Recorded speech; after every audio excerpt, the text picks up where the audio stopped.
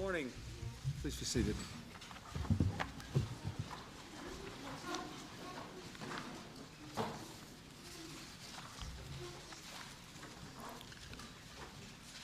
First, let me say that it's been a real pleasure to welcome my friend, Prime Minister Blair, here to Washington with the entire British entourage. It continues a great tradition of partnership between our nations, anchored by common values, driven by common vision, eager to meet the challenges of this new age. Today, we'll pay tribute to that heritage with a visit to the FDR Memorial. Earlier in this century, President Roosevelt and Prime Minister Churchill led the community of free nations that prevailed in World War. Now, on the eve of the 21st century, the Prime Minister and I seek to shape the peace in a world that is rich with possibility and promise, but still not free from risk. We have a very similar outlook on preparing our own countries for the future. And if I might just take a moment to talk about the latest economic news. The strategy we are both working is to prepare all our people for the information age in the global economy. Today, we have new evidence that that strategy is working here. In the last month, America had 358,000 new jobs, over 1 million in the last 3 months. We're approaching 15 million new jobs in the last 5 years, with the lowest unemployment in 24 years. Wages are rising, inflation is low. The role of government has changed. We have the smallest percentage of these new jobs in the public sector and the highest percentage in the private sector in the United States since the 1920s. By maintaining fiscal discipline, opening more markets, investing more in our people, we will continue to expand opportunity and promote prosperity.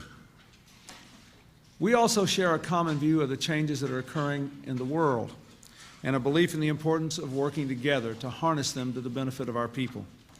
We've reviewed our progress in building an undivided Europe, welcoming Hungary, the Czech Republic, and Poland into NATO, forging strong relations with the new democracies there, including Russia and Ukraine, helping the parties in Bosnia to fulfill the requirements of the Dayton Peace Accord.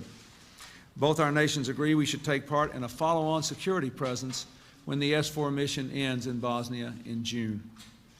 We reaffirmed our determination to combat modern cross-border threats like terrorism and the spread of weapons of mass destruction. On Iraq, we stand together. Saddam Hussein must know that we are determined to prevent him from threatening his neighbors and the world with weapons of mass destruction. The Prime Minister and I would both prefer a genuine diplomatic solution. The best way to stop Saddam from developing an arsenal of nuclear, chemical, and biological weapons and the missiles to deliver them is to get the inspectors back to work with full and free access to all relevant sites. But let me be clear, if Saddam does not comply with the unanimous will of the international community, we must be prepared to act, and we are. On Libya, 10 years later, we haven't forgotten the victims of the bombing of Pan Am 103 in the skies over Lockerbie, Scotland, or their loved ones.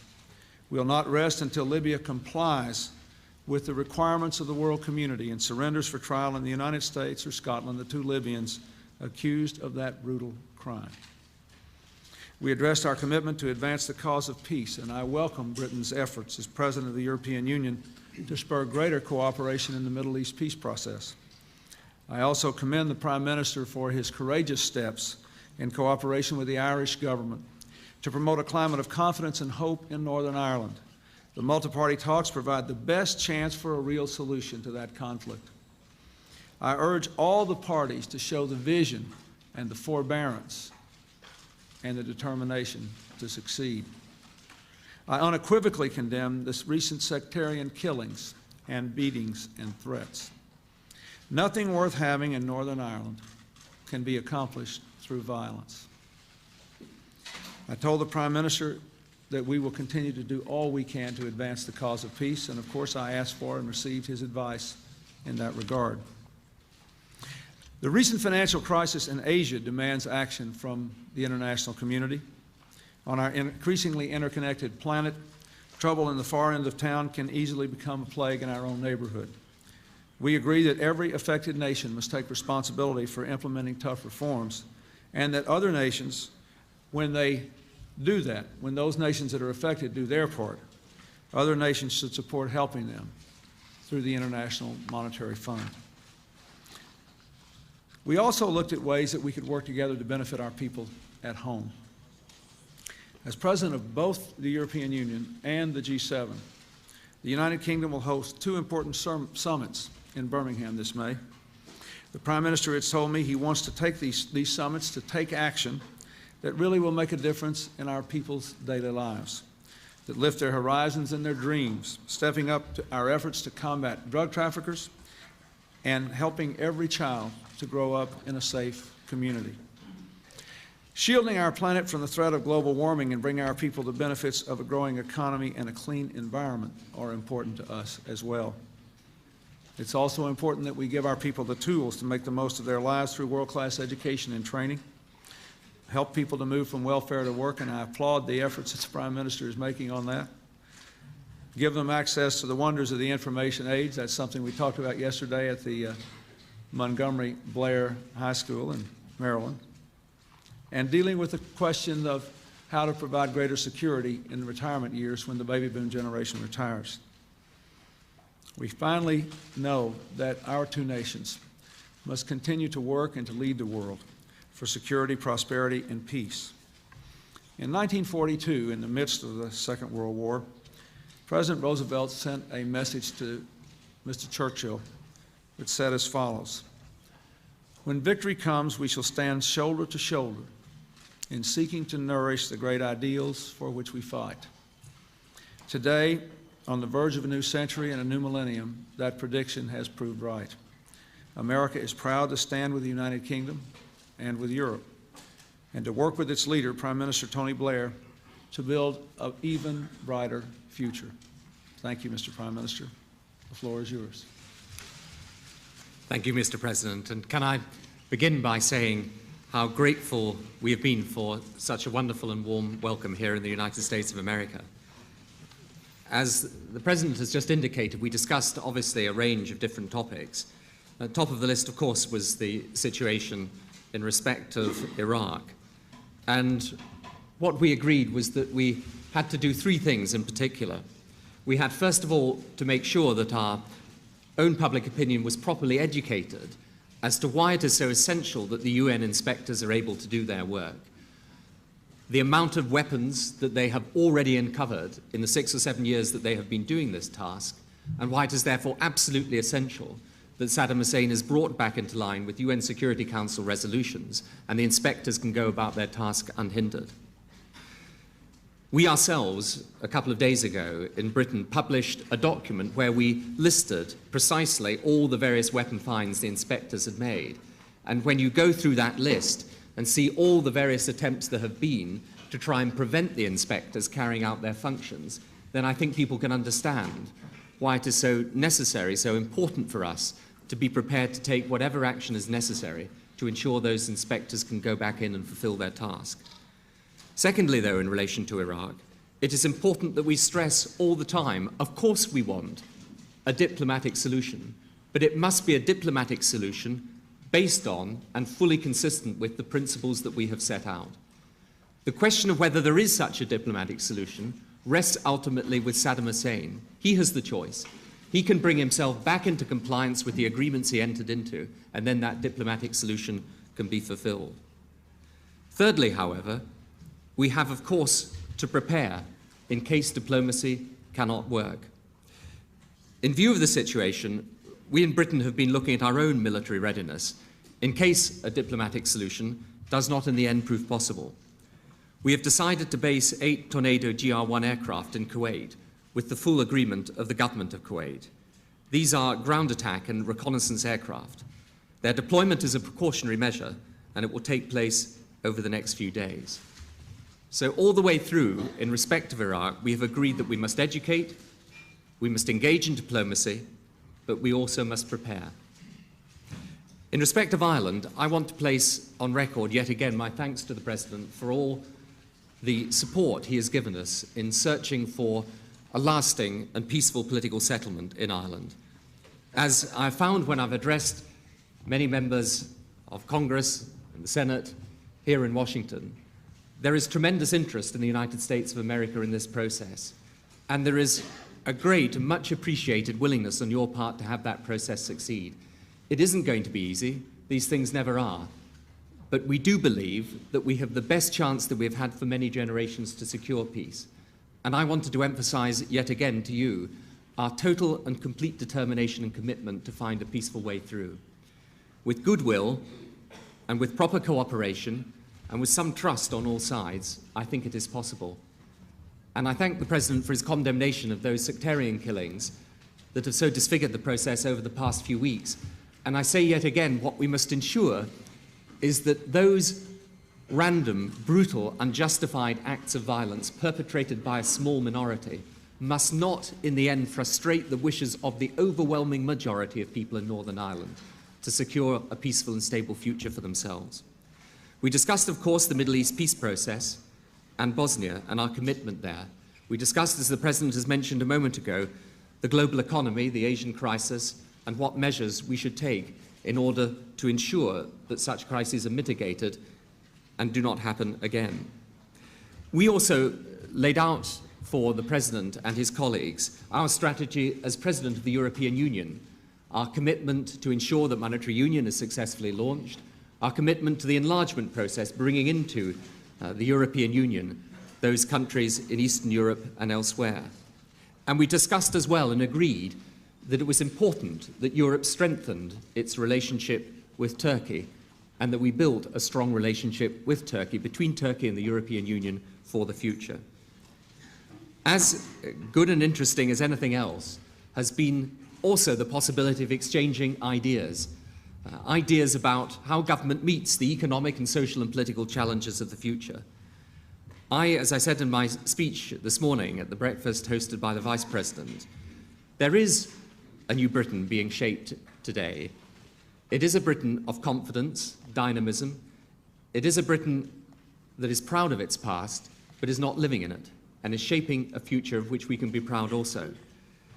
And I think in exchanging ideas and in seeing how much there are common themes and common ideas for government between us, we can gain strength in Britain and the United States from that partnership and relationship. And finally, I would like to say personally how tremendously grateful I've been, as I say, not merely for the warmth of the welcome extended to us here, but for the great comradeship and partnership between the United States of America and Great Britain that I know will strengthen and strengthen ever more in the future. Thank you. Now, here's what we're going to do. We're going to alternate.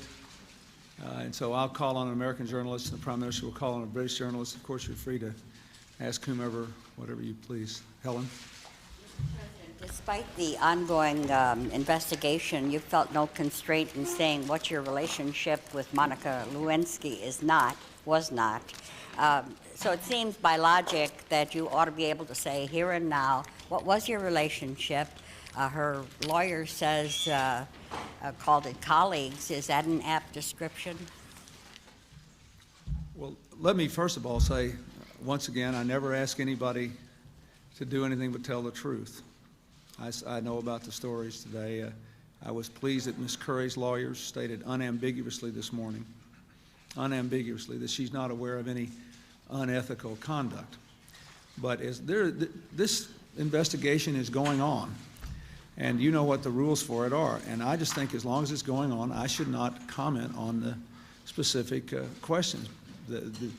Because there's one, then there's another, then there's another. It's better to let the investigation go on and have me do my job and focus on my public responsibilities and let this thing play out its course. That's what I think I should do, and that's what I intend to do. People in the dark. Well, I'm honoring the rules of the investigation. If someone else is leaking unlawfully out of a grand jury proceeding, that's a different story. I have told the American people what I think is essential for them to know about this, and what I believe they want to know. What I'm doing is going on with my work and cooperating with the investigation. And I do not believe I should answer specific questions. I don't think that's the right thing to do now. Michael. Michael Branson of ITN in London. Is it not time, though, to drop the pretense that this is simply business as usual? Have we not seen, with the allegations that surrounded the British Foreign Secretary, but to a much greater degree yourself, Mr. President, that this does affect the conduct of public business? And far from dodging the point, as you did, Prime Minister, yesterday when you were asked about the private lives of public figures, should you not both be saying that the public have the right to expect the very highest standard in the private lives of public politicians? Well, Michael, I hope we do that, but what I would say to you is that what is essential is that we focus on the issues that we were elected to focus upon. And in the discussions that we have had over this past 2 days, we've been focusing on issues like Iraq, where we are considering, if diplomatic solutions fail, taking military action. We've been focusing on the peace process in Northern Ireland that gives the chance, for the first time in generations, after centuries of conflict, for people to find a way through. We've been focusing on the problems of the world economy that, if they're not tackled, could have a serious impact on the living standards of people here and people in Britain, as well as people out in Asia. These are the important questions for me: schools, hospitals, crime, living standards, jobs, that people want us to focus upon. And I believe that it is absolutely essential that we stay focused upon those things and that we deliver for our people what we were elected to deliver. Now, that is what I intend to do. And I think that that is, in the end, what the British people would expect me to do. Terry. Mr. President, switching to Iraq, the Prime Minister said that you had to educate the public about Iraq. But I think the American public is largely in the dark about what to expect about a military attack on Iraq. Are you talking about something that lasts a day or two, or something that lasts for weeks or months? And on a diplomatic note, you've got France and China and Russia opposing this. Boris Yeltsin says that it could lead to World War III. What gives Britain and the United States the right to go it alone on this? Well, you asked about 5 questions there in one. Let me try to unpack it. First of all, the most important thing, the best thing that could be done, what we hope will happen, is that there will be a diplomatic solution to this, which will result in the inspection teams for the United Nations being able to return and have unfettered access to the appropriate sites. Because, as the Prime Minister, I think, put out a paper just a couple of days ago pointing out the incredible work that's been done by the inspection teams. That's the best thing. Now, whether there is a diplomatic solution or not is entirely up to Saddam Hussein. If he decides that he wants to continue to have the freedom to rebuild his weapons program, then I believe that the clear mandate for the world community, based on not only the resolutions of the United Nations, but the danger this would present to the interests and values of the United States, to the people of Great Britain, to the people of the region, is to do what we can to weaken his ability to develop those weapons of mass destruction and to visit them on his neighbors. You know, I never discuss operational plans. I wouldn't do that. I think the important thing is that you know that I don't want this. Nobody wants this. We want a diplomatic solution. It's up to him. The second thing I would say is the Secretary of State has been working very hard in the last several days, has traveled, as you know, widely. I have been on the phone a lot. I believe there is more agreement than at first it appears about the necessity to push this thing through to the end. And I will continue to talk with President Yeltsin, President Chirac, and others, but consider the alternative. After all, this man is the only repeat offender around with chemical weapons. He used them on his own people, he used them on the Iranians. And I believe it's a very serious thing. And I think that the American people will understand that. World War, as President Yeltsin I don't understand what chain of circumstances would lead to that development. I don't believe that will happen. Peter. Peter at all the Times. On Iraq, you said there's need to educate Prime Minister. It isn't entirely clear what the objective of military action would be. Is it intended as a punishment for Saddam Hussein? Is it intended as a substitute for the work of the weapons inspectors destroyed? Or would it continue until Saddam said, right, I'll let him in? And also, you've announced the deployment of some aircraft. Is there any intention to deploy ground troops at all, British ground troops? No, the deployment that we have made is the deployment that I have described of the aircraft. And in respect of the objectives, well, the objective is very clear. That is to ensure either that the weapon inspectors can come in and finish their task, or that the capability that Saddam Hussein undoubtedly has and wants to develop for weapons of mass destruction is taken out. And it is absolutely essential that what we do is focus upon the best way possible that we can do that. Now, obviously, as the President was saying a moment or two ago, it is not sensible or serious to start discussing the details of the military options available to us. But the purpose of this, the whole way through, the reason we are in this situation is because he has been developing weapons of mass destruction. The only barrier to that has been the inspectors. If the inspectors are prevented from doing their work, then we have to make sure, by the military means of which we are capable, that insofar as possible, that capacity ceases.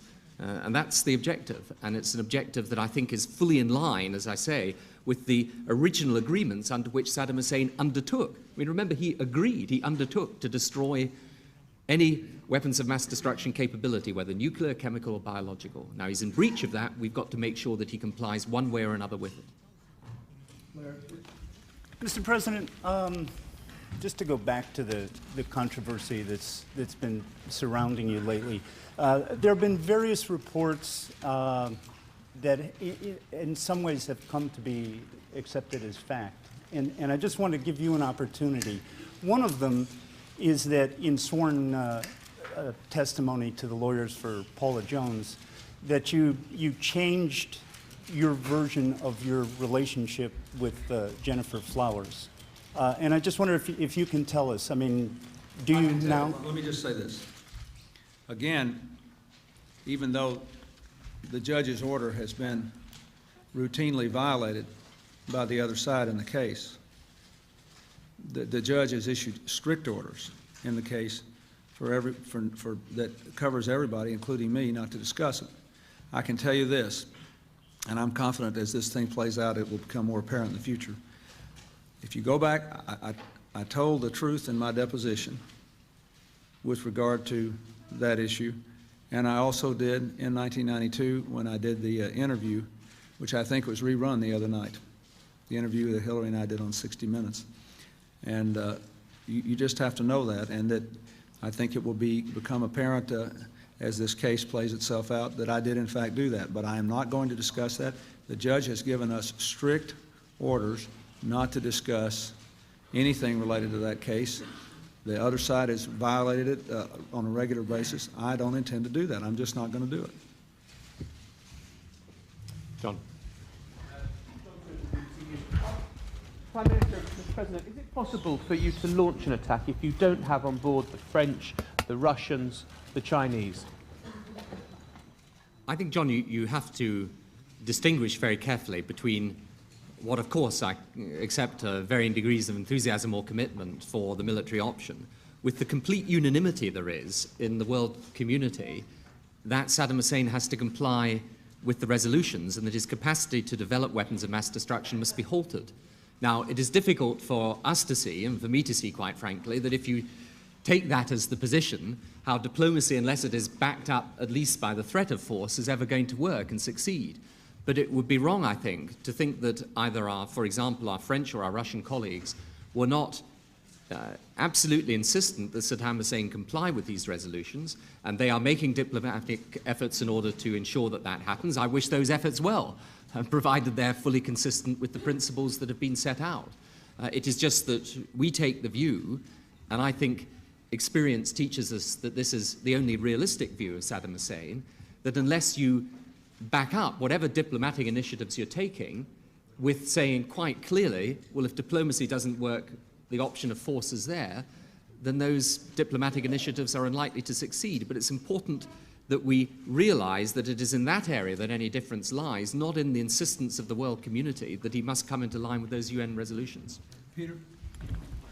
Mr. President, your spokesman this morning described to us, in his words, a very dangerous environment following these alleged leaks. What's your own assessment of the legal atmosphere? And we understand that your attorneys are planning to take some action about this. What action do they intend to take? I think you should talk to them. I don't want to comment on what they're going to do. They're fully capable of speaking for themselves and for me in this case. And your comments, sir, on the effect of the leaks? I don't have anything to add to what has already been said about that. Bill. I'm Phil Murphy from the Press Association. Could I ask the Prime Minister, you could have come here and simply talked about serious politics, but some people have been struck by the warmth of the personal statements of support that you've given to the President. Could I ask you, I mean, have you ever considered that that might be a politically risky strategy? And could I ask the President, have you appreciated those comments from Mr. Blair? You know, to be quite honest, Phil, I mean, I've said it because I've believed it and because I think it is the right thing to do. And I've worked with President Clinton now for some 9 months as British Prime Minister. I have found him throughout someone I could trust, someone I could rely upon, someone I am proud to call, not just a colleague, but a friend. And in the end, you either decide in politics, when you're asked about people, you're going to say how you actually feel, or you're going to make a whole series of calculations. And my belief is that the right thing to say is what you feel. And I happen to think, if it's, I don't know whether this is my place to say it or not, that if you look at the American economy, you look at the respect with which America is held right around the world today, if you look at the standing and authority of the President, it's a pretty impressive record for anyone. You asked me, do I appreciate it? No, he should have come here and jumped all over me. I mean, it's, Do you want me to come back in now? Of course I do. But, you know,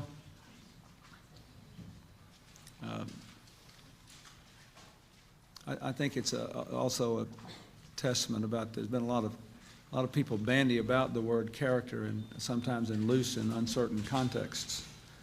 I think people who stand up and say things that they believe when it would be just as easy to walk away show a certain kind of character that I think is essential in a public leader. And I'm very gratified that Tony Blair has done that, not only for personal reasons, but because I think it will strengthen his authority as a world leader. Yes, go ahead. Mr. President, all these questions about your personal life have to be painful to you and your family. At what point do you consider that it's just not worth it, and do you consider resigning from office? Never. You know, I was elected to do a job. I think the American people know 2 or 3 things about me now that they didn't know the first time this kind of effort was made against me. I think they know that I care very much about them, that I care about ordinary people whose voices aren't often heard here. And I think they know I have worked very, very hard for them. And I think they know now more often than not the ideas I had and the things I fought for turned out to be right in terms of the consequences for the American people. I think they know all that. And I'm just going to keep showing up for work. I'm going to do what I was hired to do. And I'm going to try to keep getting good results for them. The pain threshold, at least for our side, being in public life today has been raised. But to give into that would be to give into everything that I fought against and got me into this race in 1991 to try to run for president in the first place. I have tried to bring an end to this sort of thing in our public life. I've tried to bring the American people together. I've tried to depersonalize politics and take the venom out of it And the harder I've tried to do it, the harder others have pulled in the other direction. That doesn't mean I'm wrong. And I would never walk away from the people of this country and the trust they placed in me. Robert. Robert Besden from the Financial Times. Prime Minister, this morning you said that the UK faced 2 painful years. Could you expound on what you meant by that? Yes, I mean, as I was saying to people this morning, I mean, there are some very tough decisions that we have had to take in order to deal both with the structural budget deficit, with the inflation that was back in the system that we inherited when we came to power, and with an education and a welfare system that, frankly, is just nowhere near where it needs to be for the 21st century. And making those changes is going to be tough. Welfare reform isn't going to be easy. It'll be unpopular in certain quarters. Taking the measures to cure the budget deficit has been hard when people want more money spent on more public services, and we're saying, look, we can't go on with ever higher level debt levels and borrowing. We've got to act.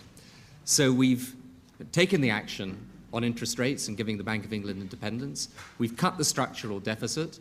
A balanced budget is something we'll be able to talk about on the other side of the water as well in a few years' time. We're putting through a massive program of reform on education and welfare, but it will be tough, and it will take us some time to get it through. But as I said this morning, I am an unashamed long-termist. I believe in making sure that the decisions that we take aren't based on the next day's headlines, but are based on where we really want the country to be some years down the line.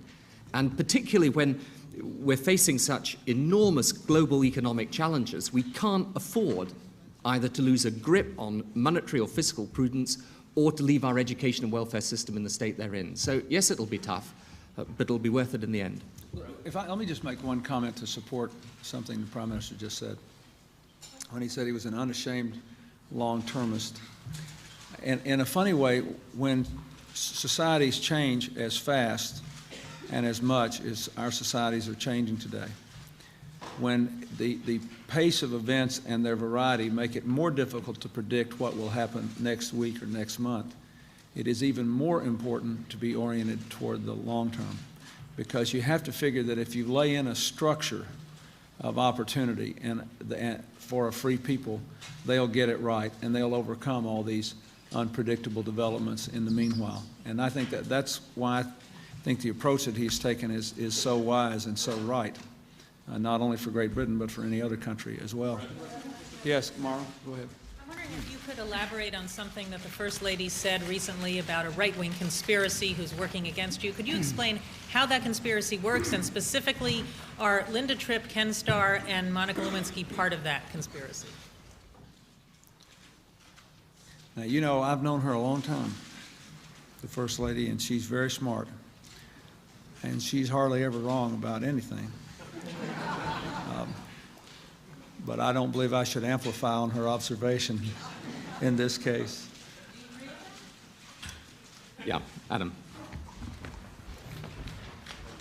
One of your common shared themes you keep on telling your voters is this matter of their rights go with responsibilities. Now, you as elected leaders have extraordinary rights and privileges, yet you seem to be saying that there's no extension of responsibilities as far as personal integrity is concerned. Is that what you're really saying? If you're delivering on the job, the big picture, it doesn't matter what you get up to in your private lives? No, nobody's saying that you don't have obligations of personal integrity. Of course that's right. But what we are trying to say to you is that the responsibilities with which we were asked by our people to discharge, those responsibilities are in the issues where we can affect them as leaders of the country. You know, if you go to Britain today and you talk to the British people, and I do ask, it just could be that sometimes you guys in the media are not in exactly the same place as a lot of public opinion in terms of the priorities people have. But if you go out there and you talk to British people and you say, what do you want this new Labour government to do? They will talk to you about ensuring we don't have boom and bust, but that we have steadily rising living standards. They'll talk about job security. They'll talk about the state of their schools. You know, they'll talk about the National Health Service. They'll talk about the welfare system and the crime in their streets. They'll talk about security and old age. They will talk about these things, and they will care about these things, and they will expect us to deliver those responsibilities. And of course it's a great privilege for us to occupy the positions that we do. But in the end, the judgment that the people make of us is a judgment based on what we said that we would do and whether we fulfilled the promises that we made. And that's certainly what we intend to do. And I do think also that people understand and want political leadership that addresses these fundamental questions in a way that means something to them. And when I was at the Montgomery Blair High School yesterday with the president, and the president got up and addressed the young men and women and the teachers and staff and parents that were there, and started going through the education program that he was unveiling, and it formed part of the State of Union address and everything. And some of those things in terms of class sizes and new technology in schools were very familiar to the British contingent here as things that we're trying to do in Britain. I mean, the enthusiasm and the delight with which those things were greeted, because those people knew that in the end, that's what they elected their president to do, that's what they elected me to do, and that those are the things that they want from us, and we've got to make sure all the time that we're focusing on that big picture.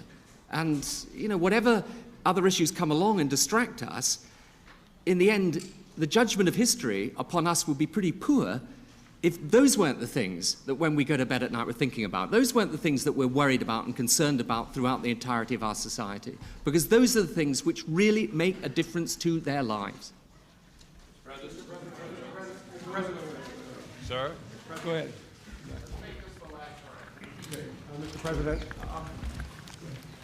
Go ahead.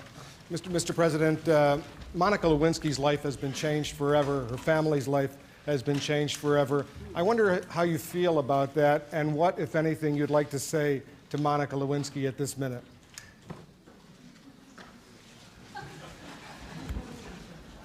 That's good.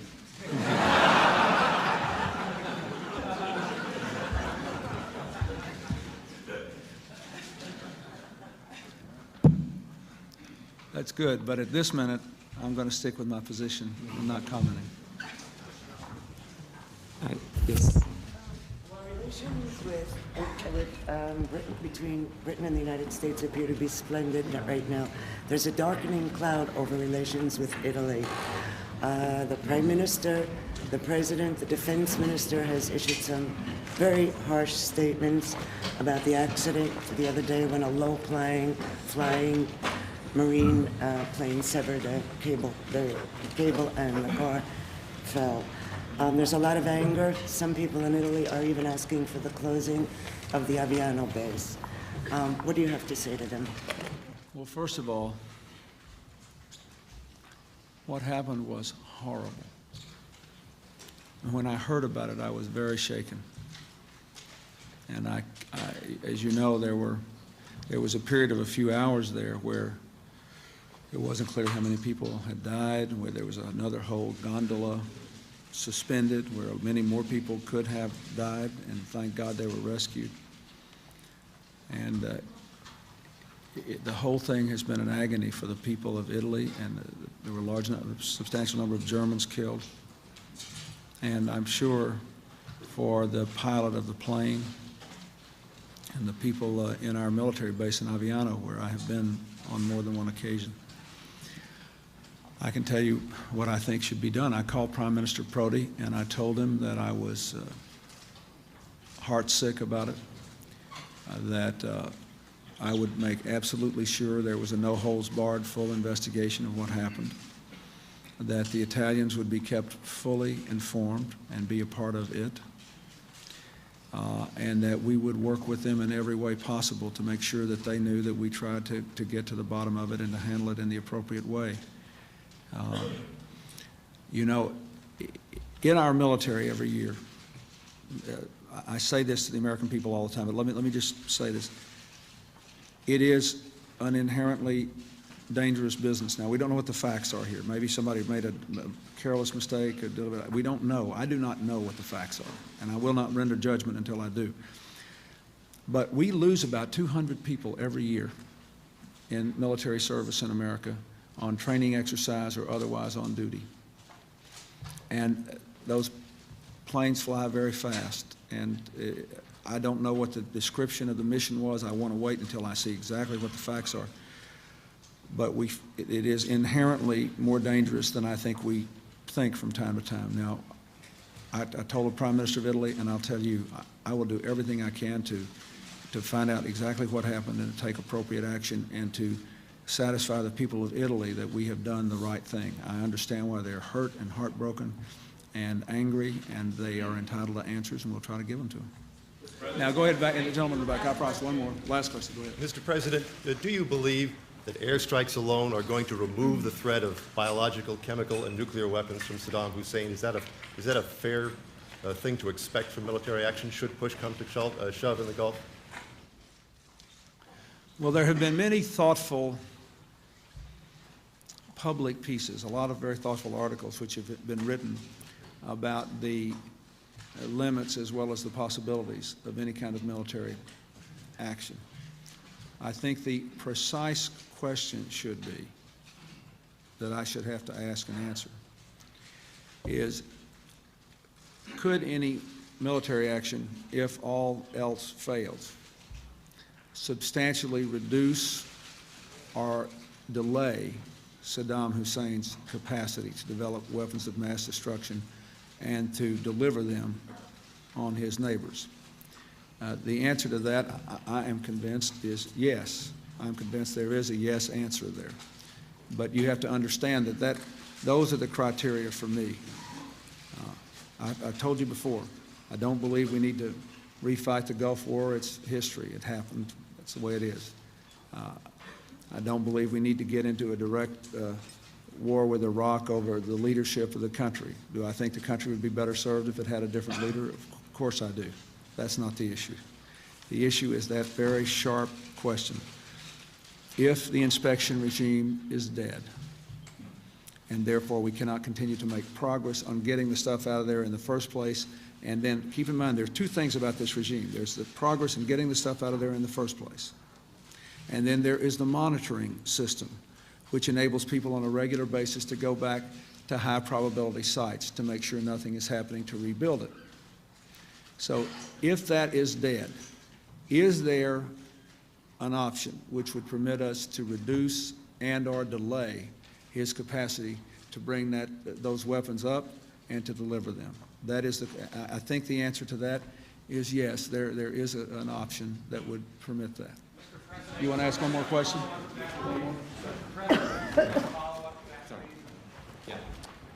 Prime Minister, as a man who understands the pressures of public life and also a friend and a religious man, I wonder what words of advice and support and comfort and sympathy you might have been able to offer personally to the President during these difficult times when he's under investigation. That's what in the British media is called a helpful question. If I can, I don't presume to give advice at all. All I think that is important, which is what we've managed to do, is to discuss the issues that we've set out and listed for you. And as I say, I think we'd be pretty much failing in our duty if we weren't to do that. And I've actually noticed since I've been here and I've talked to many people here, that there is, of course, huge concern at the moment of what is happening in Iraq. There's huge interest in Britain and the new government and what we're trying to do in Northern Ireland. And I think the best thing is for us to concentrate upon those issues for the very reasons I've given, that's what we were elected to do. And that's what I intend to do. That's what President Clinton is doing. And I think he's quite right. Thank you.